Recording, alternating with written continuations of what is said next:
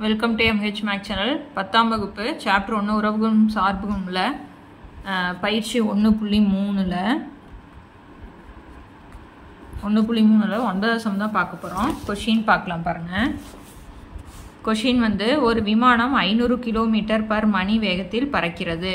விமானம் D தொலைவு செல்வதற்கு ஆகும் காலத்தை T, அதாவது மணியில் காலம் வந்து Tன்னு சொல்லியிருக்காங்க, தொலைவு வந்து D மணியில் சார்பாக வெளிப்படுத்துக அப்படின்னு கொடுத்துட்டாங்க. ஒரு விமானம் 500 கிலோமீட்டர் பர் மணி வேகத்தில் பறக்கிறது.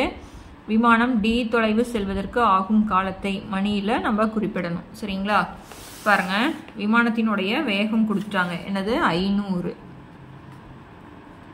500 கிலோமீட்டர் பர் மணி. காலம் வந்து என்னன்னு சொல்லியிருக்காங்க? Dன்னு சொல்லியிருக்காங்க. ஓகேங்களா? தொலைவு வந்து D. தொலைவு வந்து D. இப்போ நம்மளுக்கு கேட்கறது வந்து ஆகும் காலத்தை சார்பா விமானம் D தொலைவு செல்வதற்கு, D தொலைவு செல்வதற்கு அப்படின்னா தொலைவு சமம் நம்மளுக்கு ஃபார்முலா தெரியும். தொலைவு சமம் வேகம் இன்ட்டு காலம். ஓகேங்களா? தொலைவுனா நம்ம Dன்னு சொல்லுவோம். வேகம் வந்து 500, காலம் வந்து T. அப்படின்னா Dயோட மதிப்பு வந்து 500 T. ஓகேங்களா? அவ்வளோதான். அடுத்தது 10வது சம் பார்க்கலாம்.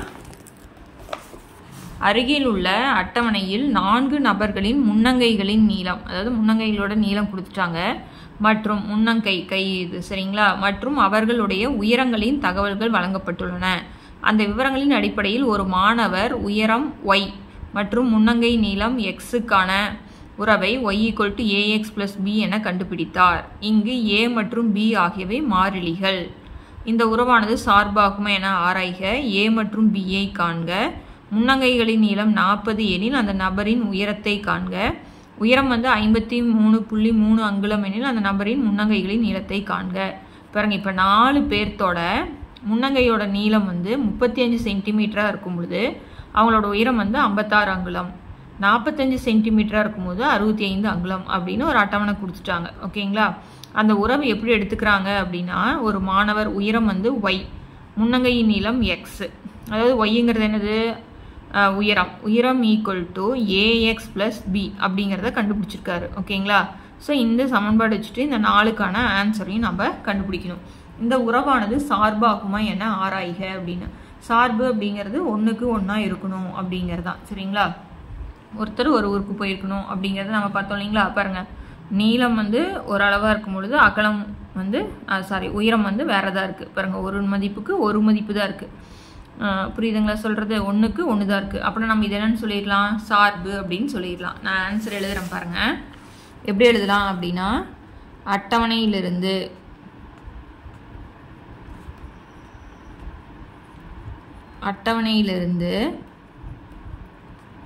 ஒவ்வொரு x belongs to xக்கும், அதாவது xங்கிறது முன்னங்கையின் நீளம், yங்கிறது உயரம், x belongs to xக்கும் ஒரே ஒரு y belongs to y இருக்கிறது. ஓகேங்களா? எனவே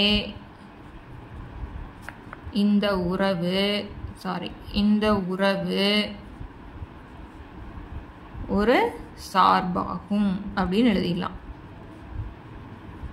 புரிஞ்சுதுங்களா? இது நம்ம என்னன்னு சொல்லிடலாம்? சார்பு அப்படின்னு சொல்லிடலாம். ஒரு நம்பருக்கு ஒரு நம்பர் தான் இருக்கு, அதனால இது சார்பு. இப்போ செகண்ட் கொஸ்டின் வந்து a மற்றும் b ஐ காணணும்னு சொல்லிட்டாங்க. இப்போ y = ax + b. y = ax + b. பாருங்க, y = ax + b. இப்போ நம்ம இந்த அட்டவணையை வச்சுட்டு நம்ம எழுதுறோம். எப்படி எழுதுறோம் அப்படின்னா, பாருங்க, y வந்து நம்மளுக்கு 56 கொடுத்துருக்காங்க இல்லைங்களா? ஸோ அப்படின்னா ax + b. நான் வந்து சமன்பாடாக எழுதுறதுனால ஃபர்ஸ்ட் வந்து a போட்டுக்கிறேன்.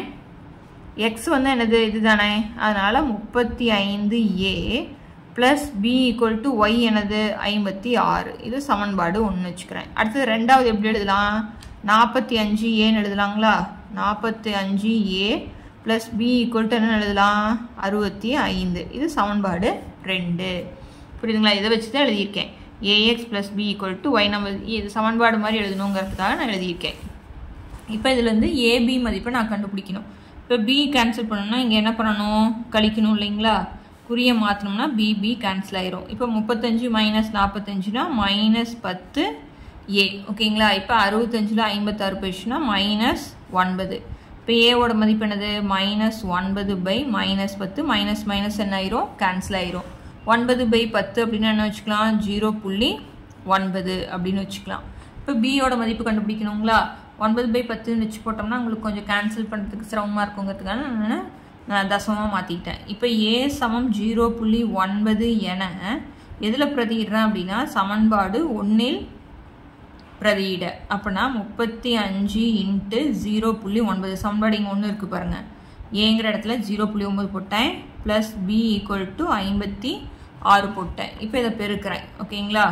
9 45 மீதி 4 9 3 27 28 29 30 31. எத்தனை ஸ்தானம் தள்ளி புள்ளி வைக்கணும்? ஒரு ஸ்தானம் தள்ளி புள்ளி வச்சுக்கணும். ஓகேங்களா? புள்ளி வச்சாச்சு. Plus B equal to 56. இப்போ பி ஈக்குவல் டு 56 போட்டேன். இந்த ப்ளஸ் 31.5 வந்து இந்த சைடு வந்து என்ன ஆயிரும்? மைனஸ் ஆயிரும். அப்போ நான் 31.5. இப்போ இதை கழிக்கிறேன். 56.0 31.5. இப்போ இங்கே கடை வாங்குறேன். அப்புறம் இங்கே என்ன வரும்? 10ல் 5 போச்சுன்னா 5, 5ல் 1 போயிடுச்சுன்னா 4, 5ல் 3 போயிடுச்சுன்னா 2. அப்படின்னா 24.5. அப்படின்னா பியோட மதிப்பு 24.5. ஓகேங்களா? அப்படின்னா A equal to 0.9, B equal to 24.5. புரிஞ்சுதுங்களா சொல்கிறது? இப்போ அடுத்தது என்ன கேட்டிருக்காங்க அப்படின்னா 3வது கொஸ்டின் பாருங்கள். முன்னங்கையோட நீளம் 40, அதாவது எக்ஸ் வந்து 40 இருந்ததுன்னா அந்த நபரின் உயரத்தை காண்க. ஒய் வந்து நம்ம கண்டுபிடிக்கணும். ஓகேங்களா? இப்போ பார்க்கலாம் பாருங்கள். 3வது கொஸ்டின் வந்து என்ன கொடுத்துருக்குறாங்க? முன்னங்கையோட நீளங்கிறது எக்ஸா, எக்ஸ் வந்து 40 இருந்தால் ஒய்யோட மதிப்பை நம்ம கண்டுபிடிக்கணும்.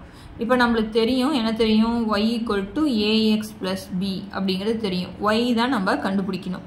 ஏவோட மதிப்பு நம்மளுக்கு என்னென்னு தெரியும்? 0.9. 0.9. ஓகேங்களா? பியோட மதிப்பும் தெரியும். அதனால் 0.9 எக்ஸ், பியோட மதிப்பு 24.5 அப்படின்னு எழுதிட்டேன். ஒய் ஈக்குவல் டு, இப்போ எக்ஸ் வந்து எவ்வளோன்னு சொல்லிட்டாங்க? 40. அப்புறம் 0.9 இன்ட்டு 40 ப்ளஸ் 24.5 போட்டேன். ஓகேங்களா? இப்போ பெருக்கலாமா? இப்போ 0க்கு இந்த 0 போட்டுட்டேன். 9 நாள் 36 நான் போட்டுட்டேன். ஓகேங்களா? இப்போ எத்தனை ஸ்தானம் தள்ளி புள்ளி வைக்கணும் பாருங்கள்? ஒரு ஸ்தானம் தள்ளி புள்ளி வைக்கணும். அப்படின்னா இங்கே 0க்கு புள்ளிச்சிட்டேன். 24.5. அப்படின்னா அந்த 0 எடுத்துக்கலாம். அப்படின்னா 36 ப்ளஸ் 24.5. இப்போ இதை கூட்டோம்னா 0.5 பின்னாடி அப்படியே வச்சுக்கணும். 6ஐயும் 4ஐயும் கூட்டினா 10, மீதி 1 5 1 6. அப்படின்னா ஒய்யோட மதிப்பு என்னது? 60.5. ஓகேங்களா? இப்போ 4வது கொஸ்டின் வந்து என்ன கொடுத்துருக்குறாங்கன்னா ஒய் வந்து 53.3 இருந்ததுன்னா எக்ஸோட மதிப்பை நம்ம கண்டுபிடிக்கணும். ஓகேங்களா? இது வந்து உயரம். இது வந்து என்னது? உயரம். நம்ம முன்னங்கையினுடைய நீளம் கண்டுபிடிக்க போகிறோம். ஓகேங்களா? இப்போ அடுத்தது என்னன்னு பார்க்கலாம். இப்போ நம்மளுக்கு என்னன்னு தெரியும்? Y equal to A X plus B. அதுலேயே தான் பிரதியிடுறோம். இப்போ ஒய் ஈக்குவல் டு ஏவோட மதிப்பு என்னன்னு தெரியும்? 0.9 எக்ஸ், பி வந்து 24.5. இப்போ ஒய்யோட மதிப்பு என்னது? 53.3 போட்டேன். 0.9 எக்ஸ் ப்ளஸ் 24.5 போட்டேன். இப்போ எக்ஸ் கண்டுபிடிக்கணுங்களா? அதனால் இந்த 24.5 இந்த சைடு வந்து என்ன ஆயிரும்? மைனஸாக மாறிடும். 24.5. இப்போ கழிக்கிறேன். 53.3ல் 24.5 போயிடுச்சுன்னா இப்போ 3ல் 5 போகாதான். இப்போ இங்கே கடை வாங்குறேன். 12, 13ல் 5 போயிடுச்சுன்னா 8 புள்ளி வச்சுக்கிட்டேன். 2ல் 4 போகாது. இங்கே 4, 12ல் 4 போயிடுச்சுன்னா 8, இங்கே 2, 22.8. சாரி 28.8. இங்கே வந்து 0.9 எக்ஸ் அப்படியே வச்சுக்கிட்டேன். இப்போ இதை கழிச்சோம்னா என்ன வருது? 28.8 ஈக்குவல் டு 0.9 எக்ஸ். எக்ஸ் தான் நம்மளுக்கு வேணும். அப்படின்னா 28.8 0.9 நான் என்ன பண்ணுறேன்? வகுக்கிறேன். இப்போ புள்ளி வந்து நம்ம எடுக்கணுங்கிறதுனால புள்ளிக்கு அப்புறம் ஒரு ஸ்தானம் இருக்குனால மேலையும் கீழையும் 10ஆல் பெருக்குனா என்ன ஆயிரும்? நம்மளுக்கு புள்ளி போயிடும். ஓகேங்களா? இப்போ 9ஆல் வகுக்கிறேன். அப்படின்னா 3 9 27. உங்களுக்கு சைட்லேயே போட்டு காமிக்கிறேன் பாருங்கள். 3 9 27, மீதி 1 8, 9 2 18. அப்படின்னா 32. அப்படின்னா முன்னங்கையின் நீளம்